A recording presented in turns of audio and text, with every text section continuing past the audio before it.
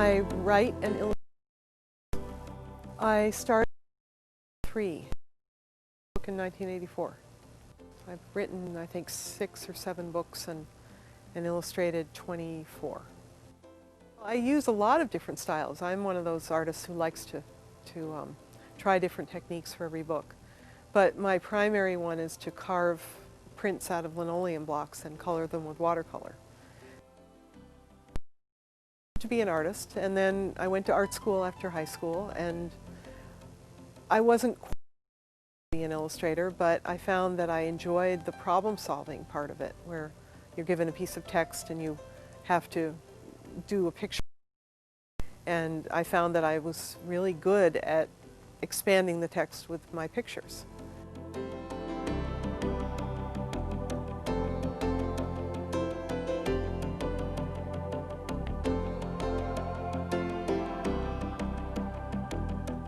I'm afraid I'm going to give you the same talk that I gave those kids today, because whenever I give this talk, the reaction from grown-ups, I had no idea a book was so much work. And I really think that that's important to get across. Kids may take it for granted, but maybe adults don't.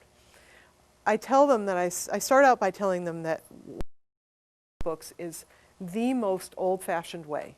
I've updated it a little bit from wood blocks, but I still start out by doing my drawings, and I do all the drawings for all my books on the flimsiest paper in the world, see-through tracing paper. And I'm teaching a college course right now for illustrators, and I really had to, didn't want to do it. But it's easy to draw on, and once you've done a simple drawing like this one, you can take just another sheet of tracing paper, lay it right on top, trace the things that you like, leave out the things you don't like, add more details, and you have a drawing that not only can be but viewed through the back. And if you're making giant rubber stamps or linoleum block prints, as they're really, you have to carve the thing backwards. So I don't know if you've ever noticed, I'm sure you have since you're teachers, but when you print your rubber stamp, the image is the opposite of the stamp itself. So any words, of course, are printed backwards. Giant rubber stamp, my linoleum block, will print backwards. So if I want it to look like this, I carve it like that. And I trace through the back of the drawing, just transferring graphite from this side onto the block, and I carve it using extremely sharp knives called gouges. Children are afraid when I wave these over their heads. They're shaped like the letter C. I have 3 different sizes, and what I do is carve away everything on the block that I don't want to print. So you really have to learn to think backwards. You're used to putting a line down on paper, but what you're doing is carving out everything but the design. And I was like every other printmaker. My first design was a black background with a white design on it. And if you've ever tried that, and a lot of people try this in high school, you'll remember your black background with your little white sailboat. And I've gotten good at it over years of practice, and now I hardly even think about what should be carved out and what shouldn't. But of course, since this is such a huge rubber stamp, there's no such thing as a huge stamp pad to go with it. So I use some other equipment, namely a little baby rolling pin called a brayer, made out of rubber, and black oil-based ink. Comes in a tube, and I squeeze this onto a piece of glass. I roll the brayer in the ink till it's covered with ink, and then I roll it carefully on top of the block. Only the raised ridges that I didn't carve away get covered with the ink. And if any ink gets down here, I carve it away. Any of those accidental marks, as they're called. Then I get ready to print it, but obviously it's not going to work by stamping it down like this. So I lay it on a board, I tack it down all the way around, and I take a different kind of paper, printmaking, much heavier, and I lay that on top and get out a very high-tech tool.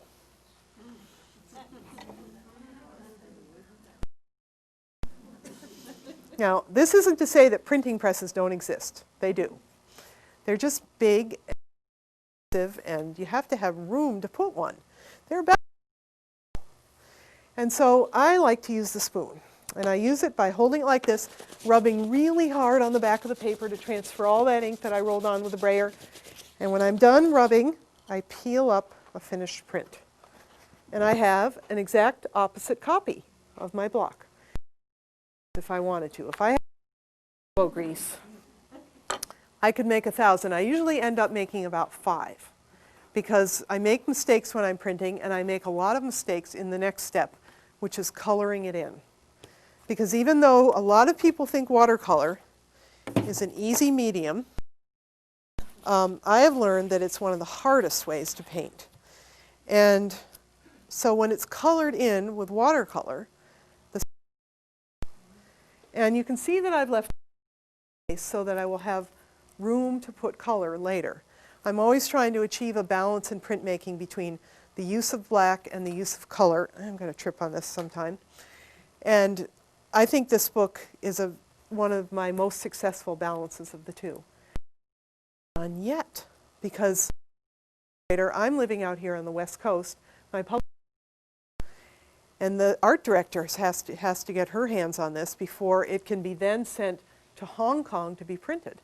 And in Hong Kong, there's a giant printing press about as big as a garbage truck. And they take photographs of it, they stick that in, and they print the whole thing using only 4 colors of ink. And it comes back in a printed book looking like this. Fairly good reproduction, but not as good as some that I've seen. So that's how I got from this drawing to this in about 10. Oh, thank you for laughing. Kids never laugh. They just think I'm serious. I really appreciate it because it is a labor-intensive way of making pictures. A lot of people think I'm crazy to do it. Many people question me on why I do it. And my answer is always the same. You can get a different effect by carving a mark out of a dark background than you can get from putting a dark mark on a light background. And believe me, I have tried to make false.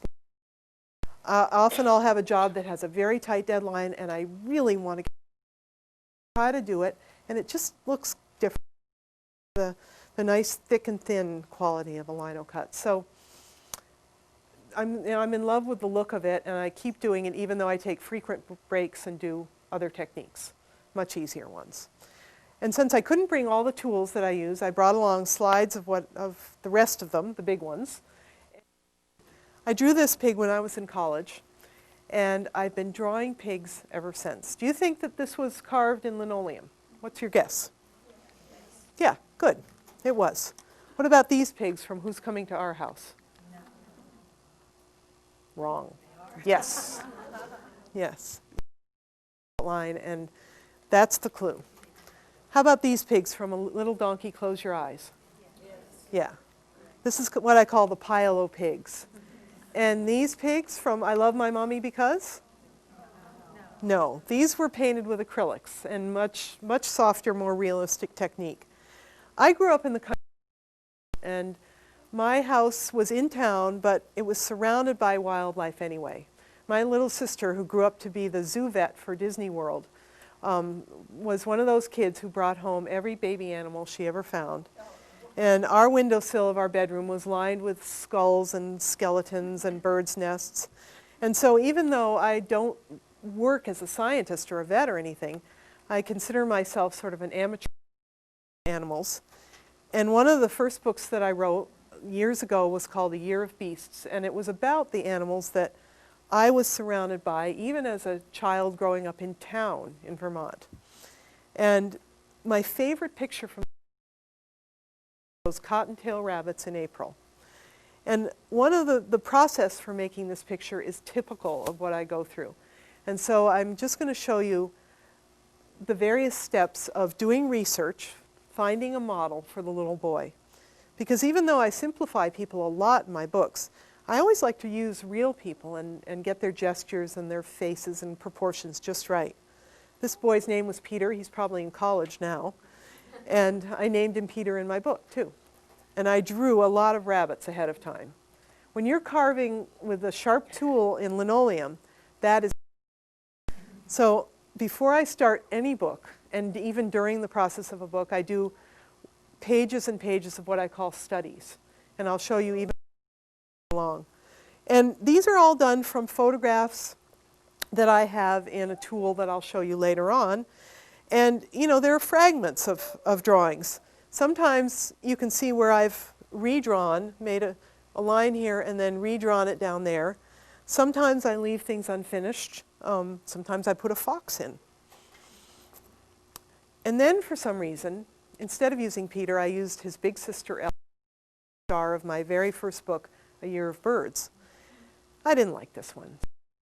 Drawing up in the margin, turned it over, don't want to waste paper, but I ended up not using it. I threw it away. Sketch, and when it was done, I didn't like it. So I threw it away. Then I decided to put Peter in, but I had a misguided idea of having a subplot where the family was adding on to the house. You can see that in the background.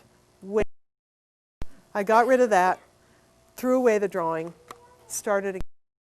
This sketch is very close to what I wanted, but it wasn't working right away.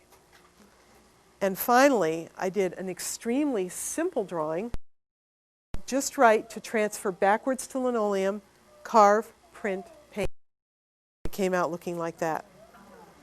So, and you can see by looking at the sketch, the detail on the sketches. These are purely for composition only, and then I add the details as I go along carving. Here is my most valuable tool. My mom told me to start keeping this when I was in high school, and I'm so grateful because all my friends who are illustrators come to me for reference material. I have 5 drawers, legal sized, full of pictures. And it's called, when I went to art school, this took up a whole room and was called a clipping file. I have 150 pictures of cats. I have old shoes. I have costumes from every period of history, a whole drawer of files of children. So when I need a picture of just about any object or thing or plant or bird, I can usually find it in my file. It's not an end, but it's a good place to start. When I was working on a book called Who's Coming to Our House that was full of all different kinds of animals, I would pull pictures out of my file and lay them around me while I worked. And here I'm working on getting the drawing just right before I can transfer it onto a linoleum block. The block is now almost done being carved, but as you can see, before there's any black ink on it, it's a lot harder to see what's going on. You have to follow little gray lines. And when it was all carved, printed, and painted, the same picture looked like this. And you can see lots of different animals that I studied to get the right effect. I used my 1-day-old son, Brennan, as the baby Jesus. I used my husband for Joseph, and I used my downstairs neighbor, Maria, for Mary, especially her feet. I wanted those just right. When I carve a block, I usually hold my tool almost like a pencil, and I'm pushing it along forward through the linoleum. Every line on there is being made by carving out the line right next to it. Now see if you can spot the area I'm working on. It's a staircase with a man and a bird cage at the bottom when I show you the finished print. This is from Block City. You see him now? He's facing the other direction at the bottom of the staircase. And one of the reasons that I like printmaking so much is illustrated by this picture. I'm in love with that black wall right in the middle of the composition. Big areas of black are the best. And then I can carve white things like those bowling pins out of the black, and it makes it much more dramatic. Those are my tools, up close and personal. The chips you see are all the bits and pieces that are carved away during the process. I'm just finishing up a book in this technique, and my studio is a mess. Usually I don't bother to vacuum until the end. So, I mean, I sometimes walk through clouds of these things, and I find them in my coffee all the time. I use different size brayers, small, medium, and large. I have well, they're non-toxic, I believe. there's that spoon and the black ink, and this is how I make my ink pad. I lay a piece of, I roll out on a piece of glass, roll it onto the block. I used, when I took these slides, I was using a more casual process. Now I do not, I tack it down all around, and I tack the paper down all around so that nothing can budge. But other than that, it's basically the same. I'm peeling up a finished print of the cover of a book that is long gone called The Bells of London.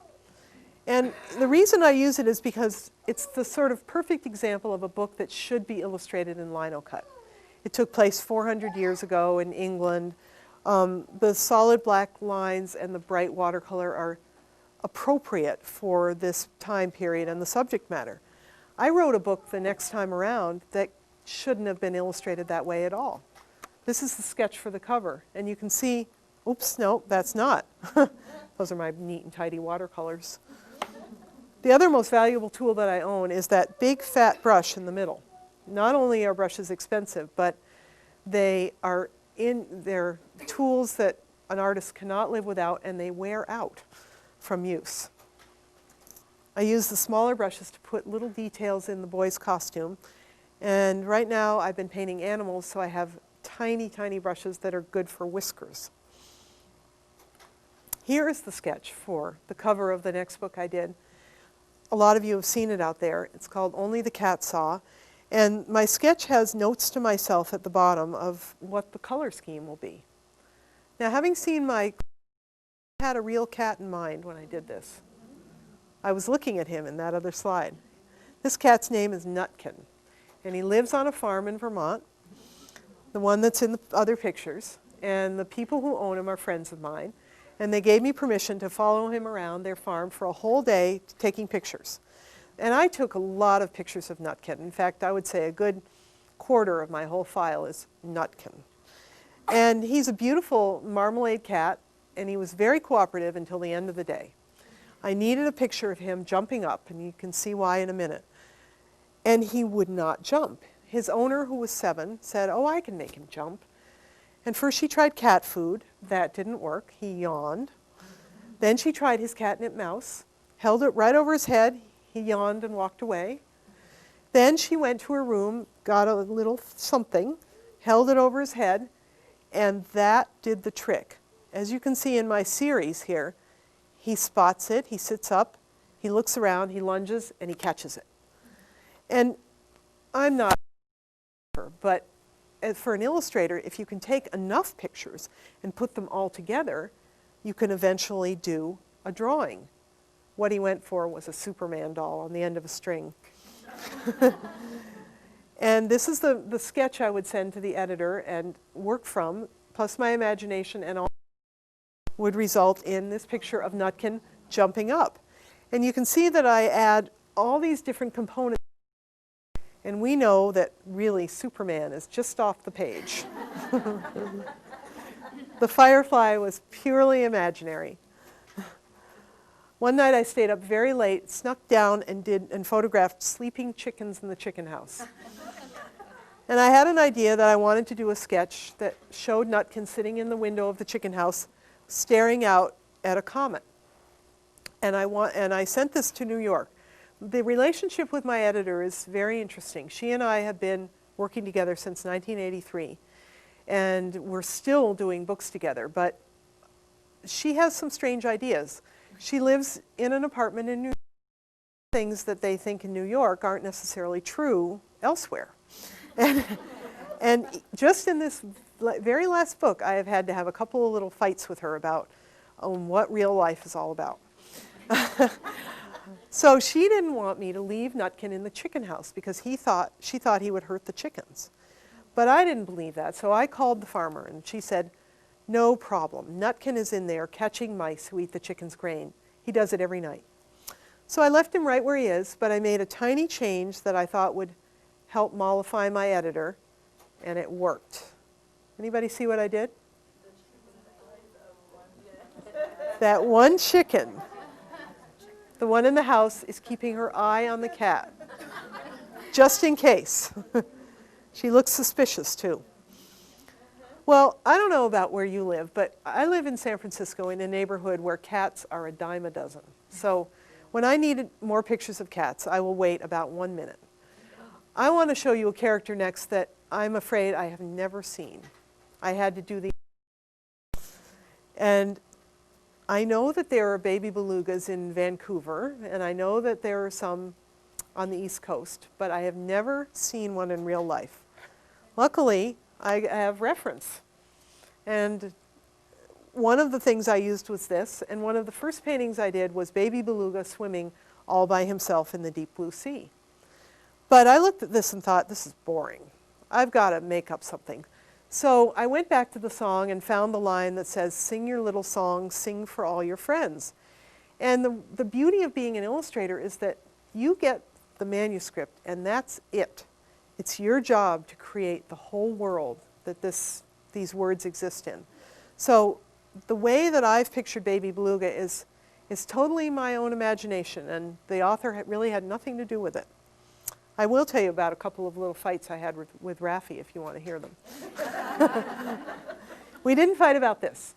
These are all of baby beluga's friends to him, and it's the canary of the sea. My favorite picture shows him curled up snug, hugging an Arctic char for a teddy bear.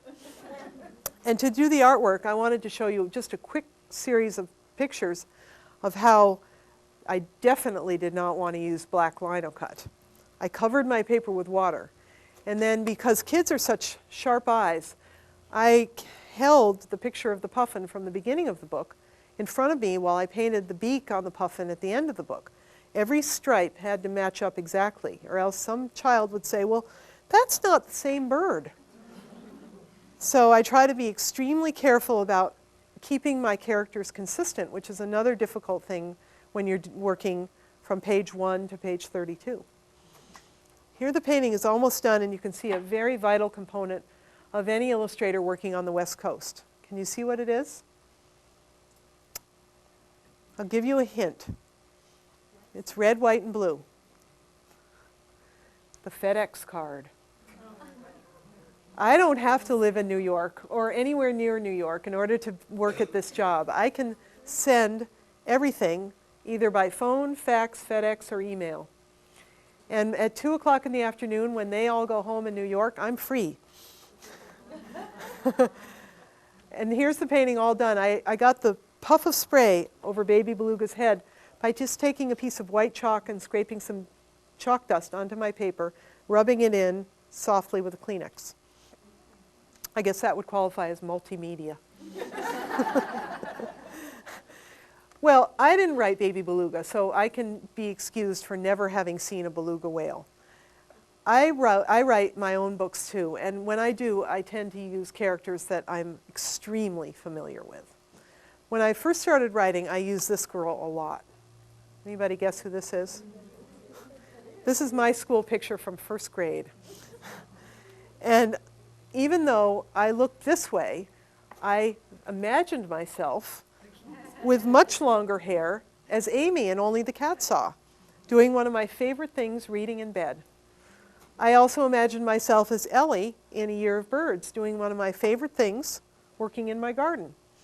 And I imagined myself as Ellie in A Year of Beasts, doing one of my not-so-favorite things, having the flu in February, which in Vermont was a fact of life. And even though I tend to put mostly nice things in my books, I think that flu in February is pretty much a fact of life. But for comfort, I gave myself a dog.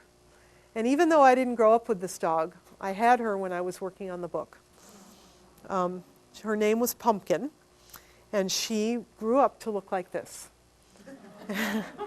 She was a border collie, and if anyone has seen the movie Babe, she was as smart and smarter than that dog. Because look what she did. She cleaned up my desk. Never looks this way. Pumpkin used to spend all of her time underneath the drawing table. You can see there's a space under there. And every job I ever had out of the house, she went with me. And when I quit my newspaper job to become a freelance artist, she stayed home with me and was my constant companion. So she got into a lot of books. Here she is depicted as a real dog in A Year of Beasts, seeing a woodchuck in March, I believe. And gradually, because I was painting her as a human in other ways, she started appearing as more of a human in books. So for fans of Miss Bindergarten, this is Miss Bindergarten on her off hours. She hadn't quite coalesced into the character Miss Bindergarten. She was still the gardener. And I worked on this during our long drought, and this is the way I felt about rain back then. I'm a little more ambiguous now. So Miss Bindergarten started out standing upright in a garden alphabet, and she became a full-fledged kindergarten teacher in this book. The author, Joseph Slate, is the same man who wrote Who's Coming to Our House, and we knew each other. But when he sent me the manuscript for Miss Bindergarten, she was a human being. She was a woman with a cat and a hamster, and the whole class was human. And I thought it over for about a month, and I said, you know, I think she should be a dog.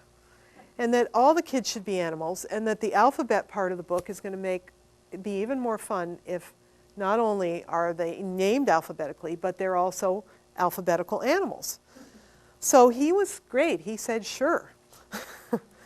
And so I made Miss Bindergarten again, a lot like me, hard to get up in the morning. 4 different clocks, all set to 6 o'clock, Post-it notes everywhere, because I'm really forgetful. And then, in case the Post-it note fails, tape on top. She immediately takes her shoes off when she gets to school.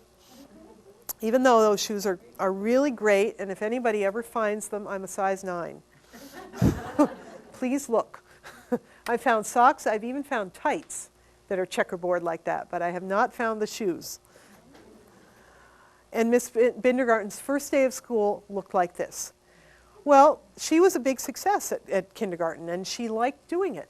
So when I was at a conference at Asilomar, a bunch of teachers surrounded me in a corner and said, Miss Bindergarten needs to celebrate the 100th day of school. And I called up the author and I said, you know, the teachers really want a 100th day book.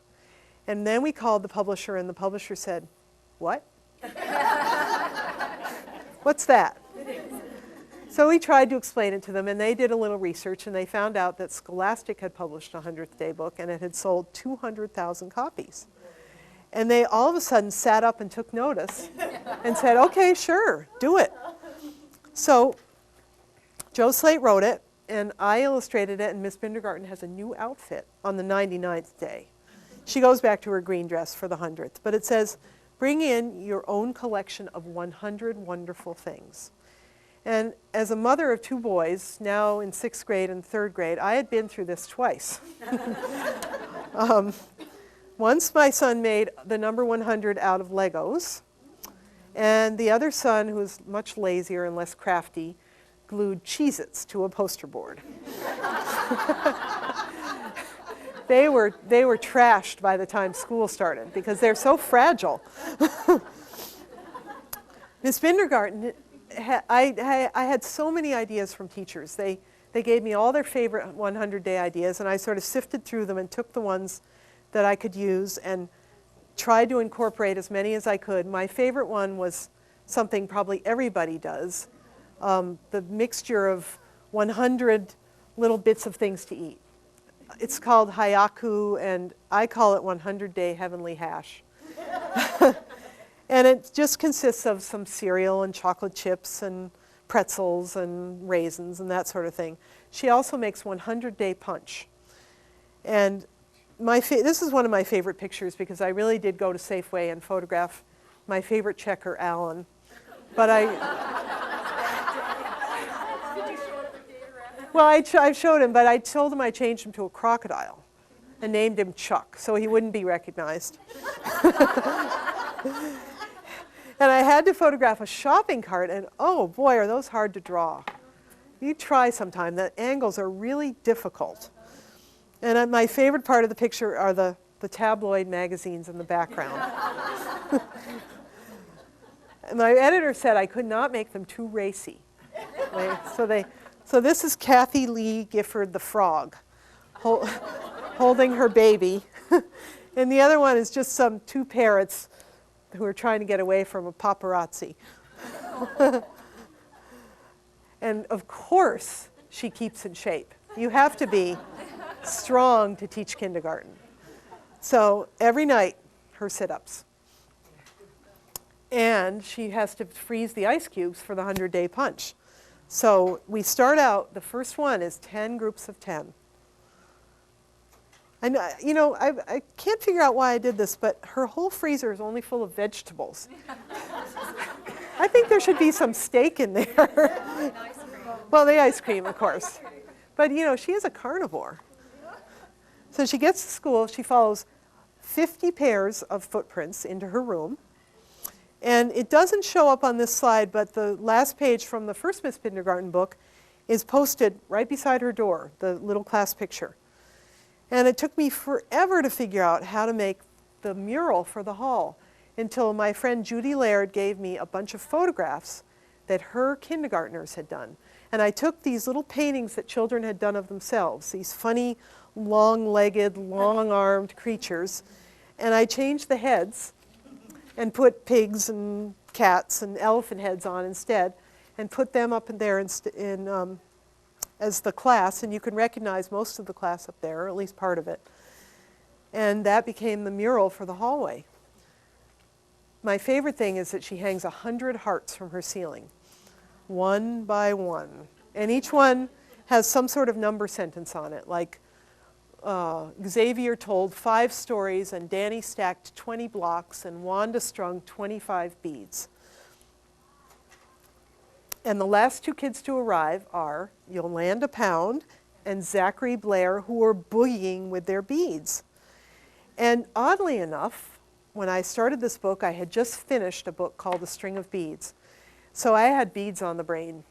I gave Zach 10 groups of 10, and I gave Wanda a repeating series of 5 with a big green at 5 and a big red at 10. Because A String of Beads, the book that I had just done, was full of this kind of math, this sequencing, using beads as the devices. But I was more interested in the anthropological part of the book. So doing the research, I ran across this gorgeous picture. And I had to do a lot of research for one particular page of how people throughout history and around the world have used beads to feel safe, important, and beautiful. And this woman in Kenya must have at least 50 strands of beads that she was given as a girl and then as a married woman. I used her as the centerpiece of this picture, which shows people throughout history and from all over the world wearing their beads and using their beads for different purposes. And the last page in the book shows the beads, but it also shows right in the middle, pumpkin. We're back to her. Because she appears in one spot in Block City, right there in the background, by a little boy in blue overalls. And I told you that I had certain characters that I kept returning to. This is my son, Brennan.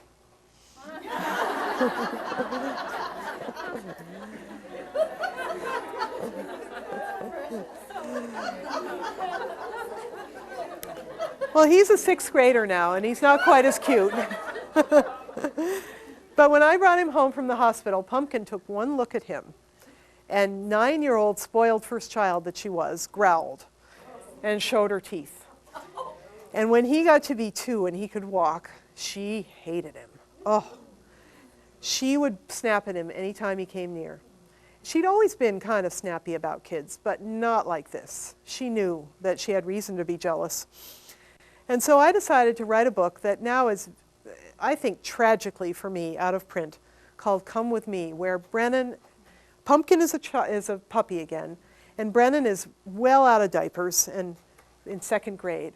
And in this book, my son and my dog are friends, but it's the only place on earth.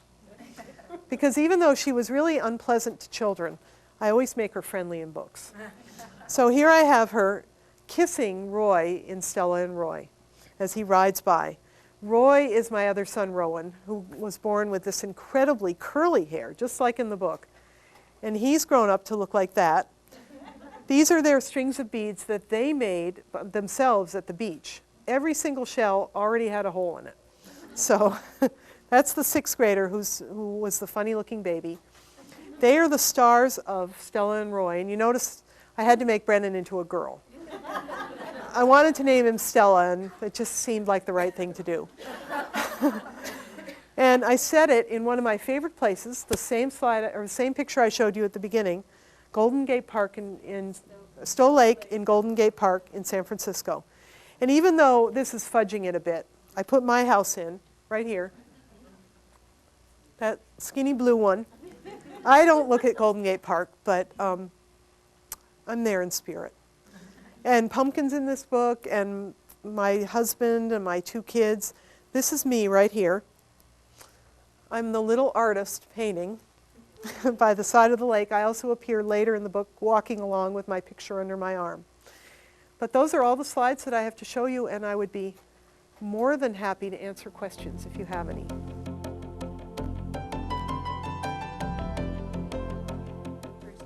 I was so lucky. I feel now, 15 years later, more lucky than ever. I was 26, and I went to New York for 2 weeks in March. And I carried with me this big portfolio. And I made appointments with about 20 different publishers. That was possible back then. In the last 15 years, there's been a giant merger mania in publishing, so that all those little publishers are now 4 big publishers. But they were happy to see me. They were looking for new illustrators. So I would go in and I would show my work, talk to editors and art directors, and they would say, very nice, we'll call you. And then the second to the last day of my trip, I went to see Donna Brooks at a little company called Dodd Mead that went out of business. And she said, well, very nice, very nice. Oh, I like this picture. Who is this little girl? And it was a little girl feeding the birds in a field of snow. And I said, oh, you know, that's probably me when I was little. It's an imaginary scene. Well, write a story about her and send it to me, and we'll see about publishing a book. So I wrote the simplest story on earth. It's just a catalog of birds, you know, chickadees in January, and I don't know, a cardinal in February. And I sent it to her, and I told the story in pictures, which is my job as an illustrator. And it was published, and it was my first and only ALA notable book. And it made money, and from then on, you know, they were happy to consider my propositions. And I published 3 books with them, and then she moved to another publisher, and I went with her, and they went out of business, and I've been doing books ever since.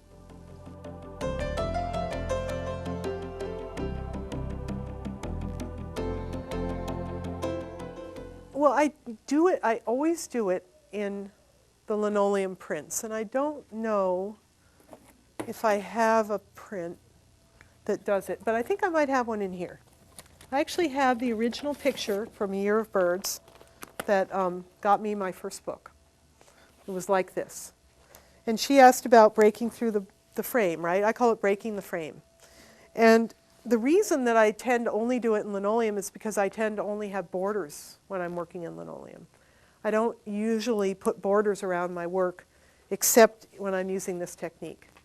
So I do it on purpose. I try to do it in a, I don't know, a balanced way. Like if I do it in one place, I always try to do it somewhere else, and never just once. And I try to break through enough to make it look good and not look weird, if you know what I mean. So it has to stick out enough so that it doesn't look like it's sticking out by mistake. But they don't give you a lot of room on the edges. You know, the art directors are very strict. They say no more than 3/16. So, so even though it might look effortless, there's really a lot of measuring going on.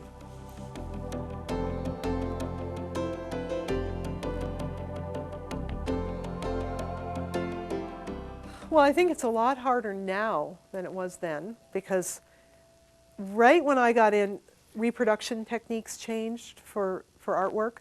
And I'm sure you remember books that only had 2 or 3 colors, like black and red and mustard. I was just on the cusp of that, and I was so relieved not to have to do what those artists had to do, which was to pre-separate their art using shades of gray. And that's why there was a limited palette, and why often the color was just laid on in a solid sheet, never, it didn't have any gradation to it.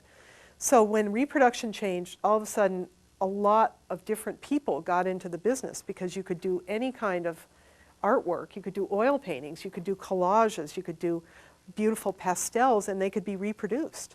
So people who were working as illustrators and fine artists started doing books. So I don't know if it's harder. It's different. Illustrators are often let in the door more easily because we actually have something to show. Authors have to, it's real catch-22. If you don't have an agent, your work is not read, but you can't get a book until, you can't get an agent until you have a book. So I don't know exactly how authors do it. I've had the good fortune to work with a couple of first-time authors. The I Love My Mommy and I Love My Daddy were written by a woman who's never written any other books. Those were her first books. She sent them in, wanted to illustrate them herself, but that was kind of not possible. And she only sent the mommy book in, but the publisher asked her to write the daddy book to go with it. And they've been phenomenally successful, and she's working in a bookstore. And, still getting royalty checks.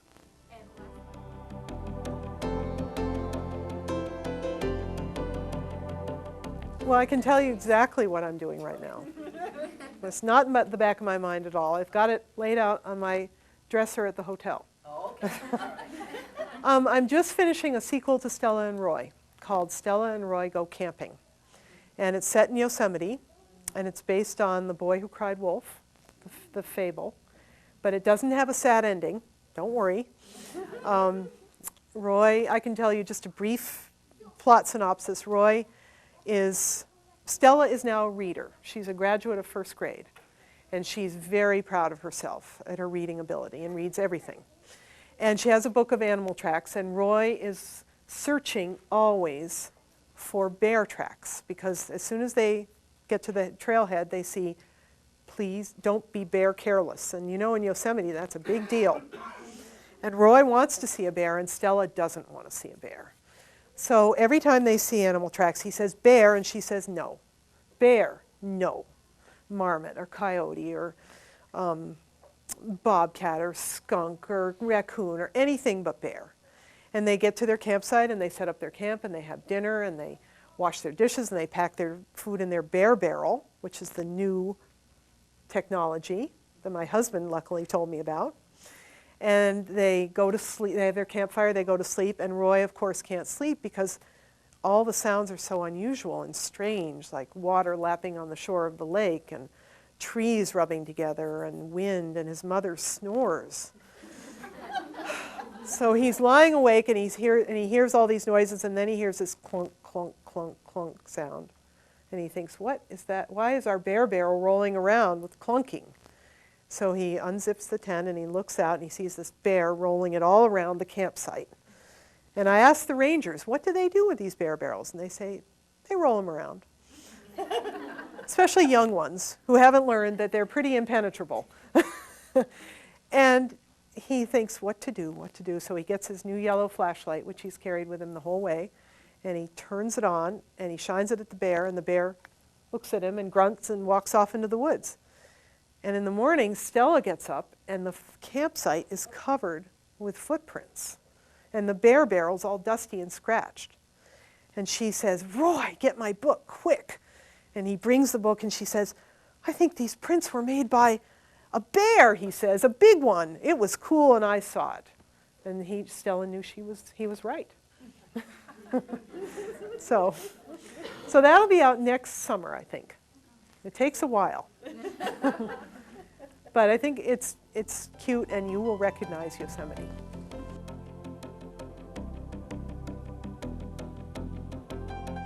I think my work all has a certain feel to it, even though I might use a different technique. My favorite subjects are animals and children and nature in general. My books tend to be quite warm and sort of comforting. I don't do books that are scary or challenging usually.